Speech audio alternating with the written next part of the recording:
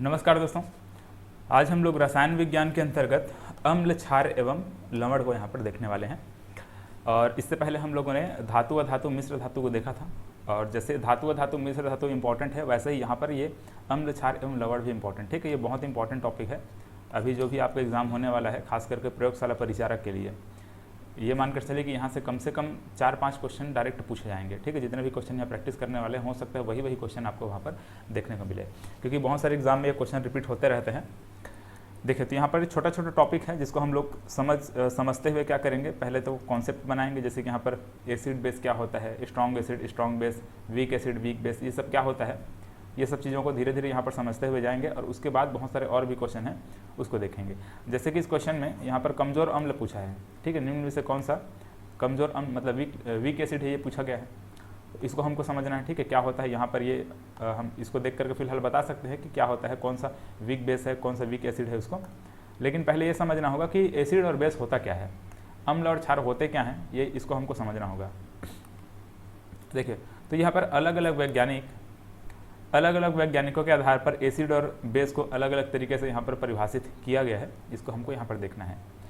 जैसे कि आर्हेनियस जो हैं, उन्होंने मतलब वो उनके द्वारा क्या कहा गया है कि जो एसिड होता है वो जलीय विलयन में H+ आयन देता है। ठीक है, जो पदार्थ जलीय विलयन में, मतलब कि जल के साथ जल में पानी में डालने पर, ठीक है, जो पदार्थ को अगर हम पानी में डालेंगे वो अगर H+ आयन देता है, वो क्या कहलाएगा, एसिड कहलाएगा। ठीक है, जैसे मानकर चलिए यहाँ पर HCl है। ठीक है, HCl को अगर हम पानी में डालेंगे तो 2 भाग में से टूटेगा, ये H+ आयन में टूटेगा और Cl- आयन में टूटेगा। ठीक है, तो HCl ये क्या चीज़ है, एक एसिड है। तो आर्हेनियस यही कहता है कि जो पदार्थ जलीय विलयन में H+ आयन देता है वो क्या कहलाता है, एसिड कहलाता है। मतलब यहाँ पर HCl क्या होगा, एसिड होगा। वैसे यहाँ पर ये आर्हेनियस और क्या कहता है कि जो पदार्थ OH- आयन देगा, ठीक है, जलीय विलयन में OH- आयन देगा, वो क्या कहलाएगा, बेस कहलाएगा। ठीक है, जैसे कि यहाँ पर सोडियम हाइड्रोक्साइड, ऐसे इसको पानी में डालने पर ये कैसे टूटेगा, सोडियम प्लस आयन में टूटेगा और OH- आयन में टूटेगा, OH- आयन में टूटेगा। ठीक है, ऐसा टाइप से, तो ये क्या कहलाएगा, बेस कहलाएगा। तो एसिड और बेस को ये तीनों वैज्ञानिकों ने अलग अलग तरीके से परिभाषित किया है, जिसमें आर्हेनियस के द्वारा जो परिभाषा दिया गया है उसको हम लोगों ने यहाँ पर समझा। एसिड क्या होता है, जो जलीय विलयन में H+ आयन दे। बेस क्या होता है, जो OH- आयन दे। ठीक है, जैसे यहाँ पर HCl एसिड होगा, सोडियम हाइड्रोक्साइड क्या होगा, यहाँ पर बेस होगा। ठीक है, NaOH ये बेस होगा। वैसे यहाँ पर ब्रॉन्स्टेड, लॉरी और लुईस, इन्होंने भी अलग अलग तरीके से परिभाषित किया है। जैसे कि ब्रॉन्स्टेड, लॉरी क्या बोलते हैं, इन्होंने अब H+ आयन ना बोल करके इन्होंने क्या बोला कि प्रोटॉन बोला। ठीक है, इसको प्रोटॉन भी हम कह सकते हैं, मतलब जो H+ आयन होता है उसको प्रोटॉन भी कहा जाता है। ठीक है, तो इसको प्रोटॉन कहा। तो ब्रॉन्स्टेड, लॉरी ने क्या कहा कि जो प्रोटॉन दाता होता है, ठीक है, मतलब H+ आयन यहाँ पर जो देख रहे हैं उसी को प्रोटॉन बोला जा रहा है। तो जो प्रोटॉन दाता होता है उसको हम एसिड कहते हैं, और जो प्रोटॉन ग्राही होता है उसको हम बेस कहते हैं। ठीक है, ब्रॉन्स्टेड, लॉरी ने ये कहा। ठीक है, जो प्रोटॉन दाता होगा उसको क्या कहेंगे, एसिड कहेंगे। जो प्रोटॉन ग्राही होगा उसको क्या बोलेंगे, बेस बोलेंगे। जैसे कि एग्जाम्पल के लिए अगर मैं यहाँ पर लिखूँ, जो एग्जाम्पल यहाँ पर ये जो लिखे हैं ना, इसको हम ऐसे ही समझ सकते हैं। जैसे कि यहाँ पर देखिए HCl और H2O, ठीक, ऐसे इसको इस प्रकार से यहाँ पर, मतलब कि हम HCl को पानी में डाल रहे हैं, हाइड्रोक्लोरिक एसिड को हम पानी में जब डालेंगे, ठीक है, तो ये यहाँ पर क्या बोला जाएगा, प्रोटॉन डोनर, प्रोटॉन दाता। तो ये क्या करेगा, HCl क्या करेगा, H+ आयन देगा वहाँ पर। ठीक है, HCl क्या करता है, H+ आयन देता है। तो यहाँ पर ये कैसे बनेगा, H3O+, ये कुछ ऐसा बने। ठीक है, ये H2O है, इसमें ये हाइड्रोजन जाकर के फिर ऐसे यहाँ पर जुड़ेगा, मतलब H+ आयन जाकर के पानी के साथ जुड़ जाएगा, तो ये कुछ ऐसा बनेगा। ठीक है, ये ऐसे है और Cl- ऐसे ये रहेगा। तो यहाँ पर ध्यान से देखेंगे तो जो ये H+ यहाँ पर जो जा करके ऐसे इधर जुड़ रहा है, वो H+ को ही यहाँ पर प्रोटॉन कहा गया है। तो ये प्रोटॉन डोनर होता है, इसको हम क्या कहते हैं, प्रोटॉन डोनर यहाँ पर कौन है, HCl है, तो इसको हम क्या कहते हैं, एसिड कहते हैं। अब प्रोटॉन जो ग्राही होता है, ठीक, एक्सेप्टर जो होता है, प्रोटॉन एक्सेप्टर जो होता है, उसको बेस कहते हैं। ठीक है, एग्जाम्पल के लिए इसको आप जैसे कि NH3, ठीक है, NH3 और यहाँ पर H+ आयन, ठीक है। देखो ये प्रोटॉन एक्सेप्टर बोल रहे हैं ना, मतलब कि प्रोटॉन को अब यहाँ पर एक्सेप्ट कर रहे हैं, कौन कर रहे हैं, यहाँ पर NH3 कर रहे हैं, तो ये कुछ ऐसा बन जाएगा NH4 और यहाँ पर जो प्लस आयन है वो यहाँ पर इसके पास रहेगा, ठीक है, ऐसा कुछ। तो यहाँ पर देखा जाए तो ये क्या कहला जाएगा, बेस कहलाएगा, ठीक है।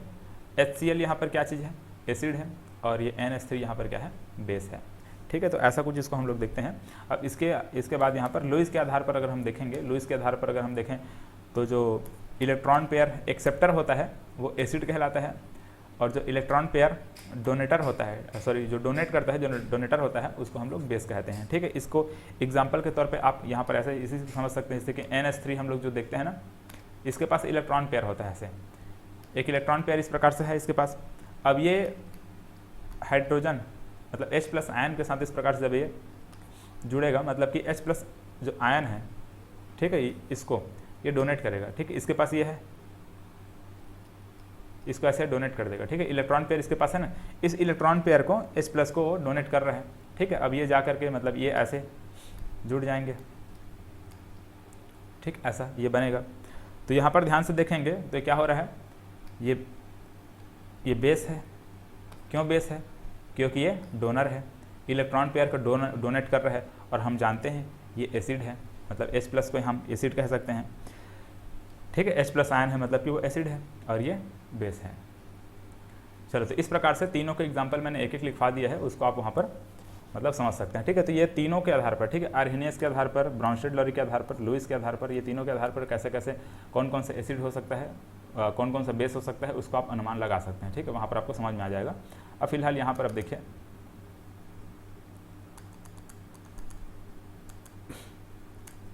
इसको समझिए। अब देखो ये पूछा क्या गया था, कमजोर अम्ल हमसे पूछा था, ठीक है। कमजोर अम्ल कौन होता है ये पूछा गया था। देखिए यहाँ पर बहुत सारा वीक एसिड, मतलब जो कमजोर अम्ल है, जो वीक एसिड है वो दिया गया है, और यहाँ पर बहुत सारे वीक बेस है उसको दिया गया है। जैसे कि हम लोगों ने NH3 को देखा अभी, है ना, क्या होता है, ये बेस होता है। और जैसे कि यहाँ पर देखेंगे तो ये एसिटिक एसिड है, ठीक है, ये वीक एसिड है। एसिटिक एसिड क्या होता है, वीक एसिड होता है। वैसे यहाँ पर कार्बोनिक एसिड है, ये फॉर्मिक एसिड है, ठीक है। इनको याद रखिएगा, ठीक है, ये एग्जाम में ये फॉर्मिक एसिड बहुत बार पूछा गया है, ठीक है। और इसी प्रकार से एसिटिक एसिड को बहुत बार पूछा जाता है, ये कार्बोनिक एसिड को पूछा जाता है, ये सब इंपॉर्टेंट है, ठीक है, ध्यान में रखिएगा इन सबको, ये भी एग्जाम में पूछे जाते हैं, ठीक है। फॉस्फोरिक एसिड, तो ये कम से कम 3-4 नाम है ना, करीबन 3-4 नाम ही जो है इंपॉर्टेंट है यहाँ पर, जो कि एग्जाम में बार बार पूछे गए हैं, ठीक है। यहाँ पर ये अमोनिया, ठीक है, इसको पूछा जाता है, NH3 को पूछा जाता है, ठीक है। इसके अलावा यहाँ पर मेथिलामाइन को पूछा जाता है ना, मेथिल अमाइन को पूछा जाता है, या फिर मेथिलामाइन एक साथ पढ़ सकते हैं, फिर मेथिल अमाइन पूछा जाता है, सोडियम बाइकार्बोनेट को पूछा जाता है, ठीक है। ये सब इंपॉर्टेंट है, ये तीनों बहुत इंपॉर्टेंट, इनको देख लीजिएगा, ठीक है। ये सोडियम बाइकार्बोनेट, हालांकि बहुत सारा अभी नाम आगे हम लोग देखते जाएंगे, केमिस्ट्री में बहुत सारी चीज़ों को पढ़ते हुए जाएंगे, तो वहाँ पर बीच बीच में और ये सब आते जाएंगे तो वो नाम हमको याद हो जाएगा। अब ऐसे यहाँ पर देखो स्ट्रॉन्ग एसिड, ठीक है, जो क्वेश्चन पूछा गया उसी के आधार पर यहाँ पर ये आपको ये देखना होगा। तो स्ट्रॉन्ग एसिड को भी याद रखना है। वहाँ पर जब अगर वीक एसिड पूछ दिया है, मतलब स्वाभाविक सी बात है वहाँ पर स्ट्रॉन्ग एसिड भी होगा। जैसे देखो यहाँ पर क्या पूछा है, वीक एसिड पूछा है, कमजोर अम्ल पूछा है ना, इसका आंसर तो फॉर्मिक एसिड है, अभी हम लोगों ने देखा, ठीक है। यहाँ पर देखो ये फॉर्मिक एसिड क्या है, वीक एसिड है। वीक एसिड कौन सा है, ये फॉर्मिक एसिड। अब बाकी यहाँ पर बचा खुचा, यहाँ पर देखो हाइड्रोक्लोरिक एसिड है, नाइट्रिक एसिड है, परक्लोरिक एसिड है, तो ये सभी क्या चीज़ होगा, ये सभी होगा स्ट्रॉन्ग एसिड, ठीक है। स्ट्रॉन्ग एसिड देखो यहाँ पर परक्लोरिक एसिड यहाँ पर है ना, हाइड्रोक्लोरिक एसिड यहाँ पर है ना, नाइट्रिक एसिड, ये तीनों वहाँ पर है, ये सभी क्या चीज़ है, ये तीनों के तीनों क्या है, ये सभी स्ट्रॉन्ग एसिड है, ठीक है। तो प्रश्न ऐसे ही पूछे जाएंगे, कौन सा स्ट्रॉन्ग एसिड है, कौन सा वीक एसिड है, ऐसे टाइप से। इसी प्रकार से पूछा जा सकता है कि स्ट्रॉन्ग बेस कौन सा है, ठीक है, स्ट्रॉन्ग बेस कौन कौन सा है, वीक बेस कौन कौन सा है, ऐसे एग्जाम में पूछा जा सकते हैं। जैसे यहाँ पर देखो लिथियम हाइड्रोक्साइड है, सोडियम हाइड्रोक्साइड है, पोटेशियम हाइड्रोक्साइड है, ठीक है, कैल्शियम हाइड्रोक्साइड है, ऐसे टाइप से ये दिया हुआ है, ठीक है। बेरियम हाइड्रोक्साइड है यहाँ पर। ये फिलहाल तो ये 4 इंपॉर्टेंट है, ये चारों को अच्छे से याद रख लीजिएगा, ठीक है। बाकी याद नहीं आता तो कोई दिक्कत नहीं, बाकी ये इन चारों को याद रखना होगा। चलिए, तो इस प्रकार से हमसे एसिड बेस में ये एक टॉपिक हम लोगों ने यहाँ पर देखा जिसमें हमसे क्या पूछे जाते हैं कि कौन सा स्ट्रॉन्ग एसिड है, कौन सा स्ट्रॉन्ग बेस है, कौन सा वीक एसिड है और कौन सा वीक बेस है। इसमें ऐसा भी प्रश्न बनता है कि निम्न में से कौन सा एसिड है। ठीक, अब जैसे कि नाम वहाँ पर दे देगा आपको, दे दिया मानकर चलो निम्न में से कौन सा एसिड है।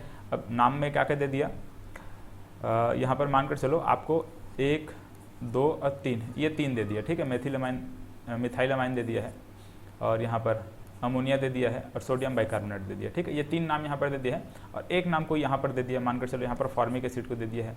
अब यहाँ पर पूछा जाएगा कि निम्न में से कौन सा एसिड है, निम्न में से कौन सा अम्ल है, ये पूछा जाएगा। तो यहाँ पर ये फॉर्मिक एसिड अम्ल है। ठीक है, बाकी 3 क्या है, बेस है। तो ऐसे भी प्रश्न बने हुए हैं। ठीक है, सीजी व्यापम का एग्जाम में खास करके ऐसे ऐसे प्रश्न पूछे गए हैं। ठीक है, इसको याद रखेंगे। और यहाँ पर स्ट्रॉन्ग एसिड, स्ट्रॉन्ग बेस जितने हैं इसको यहाँ पर देख लेंगे।